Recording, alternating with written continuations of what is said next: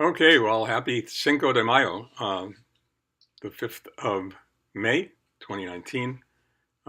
This is kind of crazy, but this is Journal 39, T plus 33, transplant plus 33 days.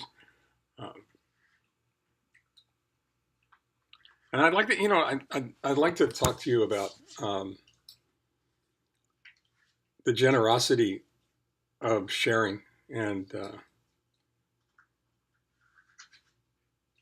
the generosity of hope. And I hope this makes sense as I go through it. Um, One of the things that was really amazingly helpful throughout this whole process is that once you start or you get close to the conditioning process and you're coming to the City of Hope more often before you're admitted to the hospital, um, there's a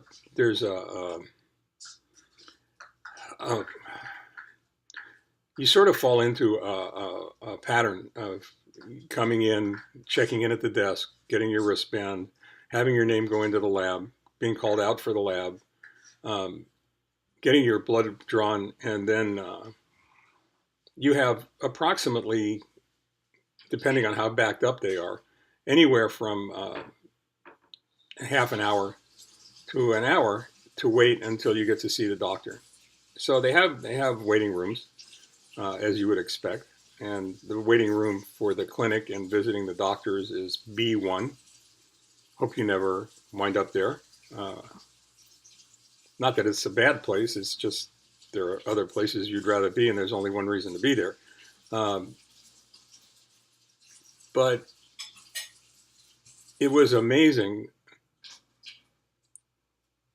It was an amazing experience. I read a book a long time ago. I may have mentioned it before. If I didn't, I'm going to mention it again now, and I apologize for the redundancy. It was called Contact the First 4 Minutes.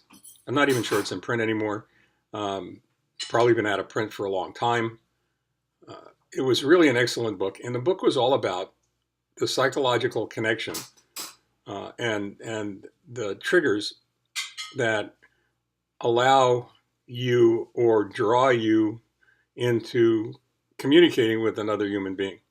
And you know that you've had this experience, and you get on an airplane to go somewhere, and and you sit on a plane for 5 or 6 hours and never say a word to whoever your seatmates are. If you have a middle seat, you don't say a word to either one of your middle, to your traveling companions. Um, you've never met them before. You don't know who they are. They don't know who you are. You don't want any part of their life story. They don't want any part of yours. And it's quiet. And sometimes that's a blessing, and sometimes it's not. Or you get on a plane and you sit down, say hello, and the 5 hours goes like 20 minutes because you're constantly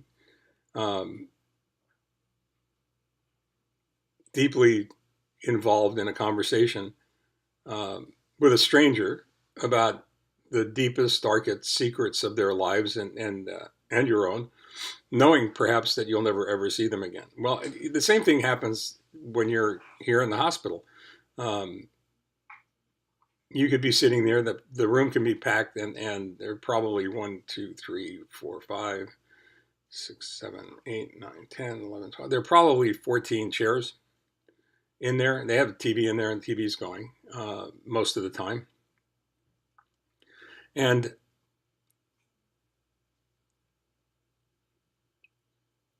you're looking at the other people, and they're looking at you. And I'm a very social human being, and and every once in a while, you pick out somebody to say, "Hey, how you doing? What are you here for?"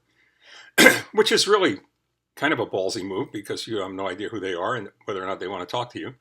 And the thought of rejection is nothing any human being looks forward to. Um, but it was interesting. Every person that I struck up a conversation with responded.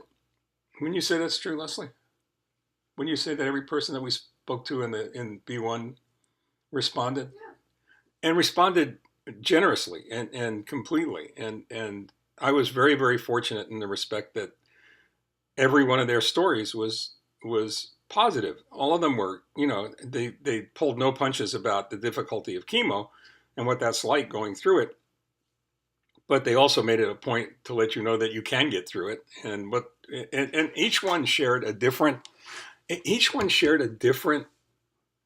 uh, tip about what to do in order to get through it. Whether it was psychological, whether it was emotional, whether it was physical, um, they all helped. They all helped a great deal. It was.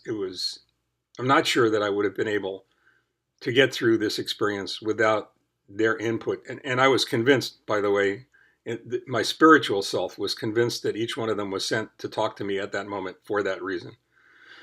And I will be forever grateful to all of them for letting me know what was coming and what to expect, and that regardless of what was coming, you could get through it. And that means a lot. I mean, that's a heavy load to be taken off your shoulders. We met a couple like that in the hallway, and we literally bumped into them. And it's funny because usually the conversation begins with something like, that's a really cool mask. Where'd you get it? Which is kind of a rhetorical question because all the masks come from one place or they go through one place. And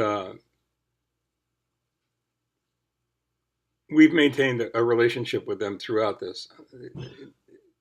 I was involved in getting ready for the transplant. He was involved or is involved in a trial.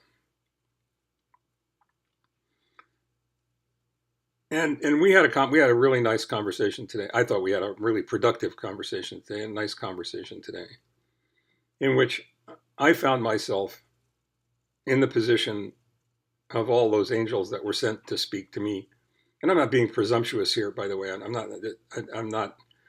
not suggesting that for any other reason that I was absolutely so grateful that I was able to go ahead and share what I've experienced going through this process with someone else who has the same disease that I have, and is in it, perhaps in a different position, but